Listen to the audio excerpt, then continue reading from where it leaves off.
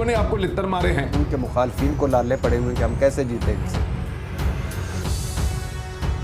बिस्मिल्लाहिर्रहमानिर्रहीम, अस्सलाम वालेकुम। इस वीडियो में हम आपको सुप्रीम कोर्ट के रिमार्क्स, इरशाद भट्टी का दिलचस्प मशवरा, मरियम नवाज के बयान पर उस्मान सईद बसरा का जवाब, शहबाज गिल का ख्वाजा साद रफीक के मंजर आम पर आने पर ट्वीट और इस पर दिलचस्प और मालूमाती तबसरे और तज़किये दिखाएंगे। सबसे पहले नून लीगी साद रफीक का ये क्लिप देखें। मैं आपसे यह गुजारिश करना चाहता हूँ, हमें दीवार के साथ बार बार लगाया गया, हमें दीवार के साथ कितना लगाना है, मुल्क को चलने दिया जाए। इस पर डॉक्टर शहबाज गिल ने लिखा, साद रफीक साहब की हालत इस मामे जैसी है जिन्हें खाना बरताने की जिम्मेदारी तब दी जाती है जब बारात पहुंच चुकी हो, देगे नीचे लग चुकी हो, खाना कम हो, जिसको पूरी जिंदगी चुदराहट न मिली हो। इसको बुलाकर कहा जाता है, चौधरी साहब हुण तुसी इज्जत रखनी है, ख्वाजा साहब देग थल्ले लग चुकी है, तड़पना बेकार है। तबसरों से पहले जान लें कि जस्टिस उमर अताब बंदयाल ने कहा था कि हमजा शहबाज पर नजर रखेंगे। वो जिस रूलिंग के तहत चीफ मिनिस्टर बने वो रूलिंग गलत है। डिप्टी स्पीकर समझे थे कि पार्टी का पार्लिमानी लीडर पार्टी का चेयरमैन होता है। वो समझा था कि पार्लिमानी लीडर और पार्टी सरबरा एक ही बात है। इस पर अदालत ने कहा गलत समझा है और गलत समझकर इतना बड़ा एक्शन ले लिया। उस्मान सईद बसरा ने अदालत से निकलते हुए कहा, अभी कोर्ट रूम से निकला हूँ। नून लीग के वकला का कोई केस नहीं है, सिरे से कोई केस ही नहीं है, बस यही केस है। अल्लाह अल्लाह ते खैर सल्लाह। बयानात और ट्वीट बता रहे हैं,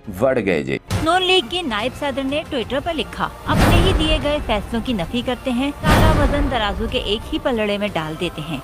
ऐसे यकतरफा फैसलों के सामने सर झुकाने की तवक्को हमसे ना रखी जाए, बहुत हो गया। उस्मान सईद बसरा ने मरियम नवाज को जवाब देते हुए ट्वीट किया, मिस्टर एक्स और वाई के हाथों इस्तेमाल होकर अब नानी अम्मा पिटारी से वही घिसा पीटा राग निकाल कर जो बैन सुना रही है वो अब कोई नहीं मानेगा। बूट चमकाओ पालिशियो, चेरी ब्लॉसमी तुम्हारा मुकद्दर, अब तुम्हें कोई बूट चाट के सिवा कुछ नहीं समझता। अमरीकियों को कहो तुम्हारा वेंटिलेटर चलाएं, अभी से दम घुटना शुरू हो गया। ये क्लिप देखें। उनका बेड़ा गर्क किया है और मेरा ख्याल अगर कभी हिस्ट्री सही तरीके से लिखी जाए तो 2017 से आज तक जो हुआ है उसके जिम्मेदार सियासी जमातें नहीं है, एस्टैब्लिशमेंट ही है, उन्हीं की मुदाखलत से हुआ है। इस पर शहबाज गिल ने लिखा, नून लीग और मरियम ग्रुप का पाकिस्तानी फौज और अदलिया को बुरा भला कहने का आगाज हुआ चाहता है। हमने बताया था ये तेरी नई नई रफाकतें, ये तेरे नए नए शौक। याद रहे कि जमीरों के सुदागर जरदारी और पीडीएम के डर से कि वो एमपीज न खरीद लें, कोई आगे पीछे न हो जाए। पीटीआई और काफ लीग ने पंजाब असेंबली में वोटिंग से पहले अपने तमाम लोगों को एक होटल में ठहराया हुआ था। अब इरशाद भट्टी का ये ट्वीट देखें। लिखा, कल की कहानी का खुलासा ये है कि जिसकी सबसे पहले होटल ले जाकर निगरानी करनी चाहिए थी उसे घर ही छोड़ दिया गया, नतीजा यही निकलना था। इरशाद भट्टी ने दोस्त मजारी को मुखातिब करते हुए कहा, डिप्टी स्पीकर साहब, चूंकि आप वो खुश नसीब हैं कि जिन्हें टेलीफोन पर भी चौधरी शुजात की बात समझ आ जाती है, मतलब आप फोन पर भी चौधरी साहब की बात समझ सकते हैं, बात समझा सकते हैं। लिहाजा आपसे गुजारिश है कि आप सुप्रीम कोर्ट की आज की कार्रवाई आसान लफ्जों में चौधरी साहब को समझा दें। क्या किस्मत के धनी है, आज दूसरे मुल्क के मुखालफिन को लाले पड़े हुए कि हम कैसे जीते इनसे।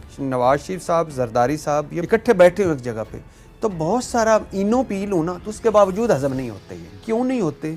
इस वजह से नहीं होते कि ये इनका माजी क्या है, कि मुश्तरका कॉमन चीज क्या है, एक कातल, एक मकतूल, एक आमरीत, एक जमहूरियत। मजीद लिखा, शुक्रिया सुप्रीम कोर्ट। चौधरी शुजात की चतर चलाकी से शुरू होने वाला ये ड्रामा अब बहरान की शक्ल इख्तियार कर रहा था। अब मेरा मुल्क मजीद बहरानों को मुतहम्मिल नहीं हो सकता था, लिहाजा बरवक्त एक्शन पर शुक्रिया। एक सोशल मीडिया सार्फ ने ख्वाजा साद रफीक को जवाब दिया, ख्वाजा साहब ये भड़के इस वक्त क्यों नहीं मारी जब अदालत ने रात को 12 बजे 100 मोटो लेकर पार्लियामेंट की बेतौकीरी की? क्या इस वक्त पार्लियामेंट की सुपरमेसी का वायरस ख्वाब खरगोश के मजे ले रहा था? कैसे कर लेते हो मुनाफकत? अगर अदालत उस रात ठीक तो आज भी ठीक है। अदलिया को अपना काम करने दो, जज न बनो। उस्मान सईद बसरा ने ट्वीट किया, जनाब चीफ जस्टिस साहब दुरुस्त फरमाया, मुआशी दलदल की वजह सियासी अफरा तफरी है तो बसदे एहतराम ये बहरान किसने पैदा किया? एक मुंतखब हुकूमत का तख्ता किसने क्यों उल्टा? जनाब चीफ जस्टिस साहब आपके पास एक खत मौजूद है जिसे आप खोलकर ये तमाम अकदा सुलझा सकते हैं कि किसने किसके कहने पर किसने इस मुल्क को बहरान में धकेला। अमीर अब्बास ने लिखा, क्या फायदा मिला आइन की इस बेतौकीरी का? क्या हासिल हुआ डिप्टी स्पीकर को? अपनी सियासी वफादारी दिखाने का। इरशाद भट्टी ने ट्वीट किया, वैसे हमजा शहबाज ने भी क्या किस्मत पाई है, फर्दे जुर्म आयद होना थी, वजीर आला बन गए, फिर अदालत ने कहा यह गैर आईनी वजीर आला है लेकिन वजीर आला रहे, और आज अदालत ने कहा बादियुल नजर में दोस्त मजारी की रूलिंग खिलाफ आइन, लेकिन हमजा वजीर आला रहे, और क्या चाहिए। हाउस ऑफ शरीफ तो अदलिया के पांव धो धो पिए। असदुमर ने ट्वीट किया, जो शख्स अदालत के मुताबिक कभी वजीर आला मुंतखब ही नहीं हुआ और जो सारी कौम के सामने कल इलेक्शन हारा, वही अदालत के फैसले के मुताबिक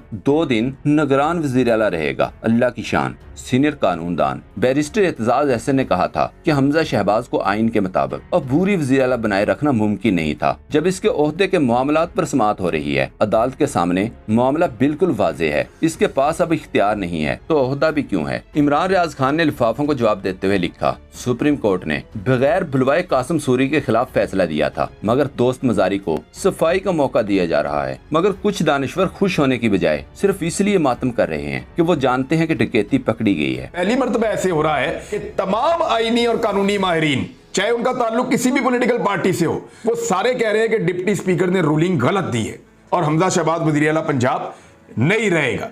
लेकिन इसके बावजूद फुल कोर्ट बनाने की इस्तदा कर रहे हैं। कभी मौलवियों से कराते हैं, कभी वकला से करवाते हैं, कभी कहीं से कभी कहीं से। कैसे दिखाएं वो चीजें जो जजेस के खिलाफ की जा रही हैं कि इलेक्शन आप हार गए, लोगों ने आपको लित्तर मारे हैं, लोगों ने आपको रिजेक्ट कर दिया है, यानी आपके 7 वोट टोटल कम है सूबाई असेंबली में, फिर भी आप कहते हैं हमने ही हुकूमत में बैठना है। तो ये तो मुमकिन नहीं है कि आप अकलियत में हो, आपके वोट भी पूरे ना हो, फिर भी आप हुकूमत में बैठे। अब ऐसा तो कोई लाडला नहीं हो सकता जिसको फिर भी हुकूमत में बैठाया जाए। मेजर अदील राजा ने लिखा, लाहौरियों ने आज लिबर्टी चौक में नूनी जलसे का बाइकाट करके माजी में इन्हें सपोर्ट करने के गुनाह का कफारा अदा कर दिया है। अब यही तस्वीर देख लें, कराची में घर की छत से बैल उतारने की तस्वीर है। इसका मुआवजा मरियम के इस कॉमेडी शो से करें, देखें किसमें ज्यादा लोग हैं। अगर अक्टूबर में ही इलेक्शन करवाना था तो जब इमरान खान ने कहा तब क्यों नहीं, जब इलेक्शन का ऐलान कर दिया गया था तो तब मुदाखलत और साजिश जो कामयाब हो रही थी उसको क्यों रोका गया। जमीन गर्म कर देंगे और कितनी अल्लाह ही खैर करे। कोई जमीन गर्म कर रहा है, कोई मुदाखलत नरम कर रहा है। ना मुदाखलत कभी नरम होती है, ना जमीन कभी इतनी गर्म होती है। मौलाना तो उन्हें नहीं कहना चाहिए, फजल रहमान है वो, एक मेरा मतलब छोटे मोटे लेवल की चोरी करते हैं वो सियासत में आके। तो फजल रहमान साहब जो हैं उनकी इतनी औकात नहीं है कि वो 10 फुट ज़मीन भी गर्म कर लें। ये अल्लाह ने उनको इतनी औकात नहीं दी हुई। उनके अंदर जितनी गैस है वो छोड़ के देख लें, 10 फुट की ज़मीन भी गर्म नहीं होगी। ये मेरे मौला की ज़मीन है। इस ज़मीन में बहुत सारे उसने फजल रहमान जैसे जो फ़रौन है वो समाये हुए हैं इसी ज़मीन के अंदर। आपने और मैंने फजल साहब इसी ज़मीन के अंदर चले जाना और इस ज़मीन ने सी की आवाज़ आपकी बाहर नहीं निकलने देनी। एक दिन मैंने और आपने इसी ज़मीन के अंदर जाना है और आपके अंदर जितनी गर्मी है ना वो इस ज़मीन ने समो लेनी है और कहीं धूल में उड़ जानी है आपकी वो सारी गर्मी उस दिन। नाम लेवा नहीं होना आपका जो आपका किरदार है। इसलिए रब की ज़मीन पे अल्लाह ने कुरान में वाज़े फरमाया, मैं कोई आलिम नहीं हूँ, कोई बहुत बड़ा मजहबी स्कॉलर नहीं हूँ, इसलिए मेरी माफ़ी अगर मैं आगे पीछे कोई लफ्ज़ हो जाए उसकी पेशगी माजरत। लेकिन अल्लाह ने वाज़े फरमाया कि इस ज़मीन पर अकड़ अकड़ कर मत चलो। तो इसलिए इस ज़मीन को गर्म करने की बातें ना करें। ना आपकी औकात है ज़मीन गर्म करने की, ना आप कर सकते हैं। और अगर कर सकते हैं तो हमें दिखाएं आप में क्या गैस है जिससे आप ज़मीन गर्म कर सकते हैं। और कर सकते हैं तो कोई 5 फुट ज़मीन भी मुझे गर्म करके दिखाएं कहीं बैठ के।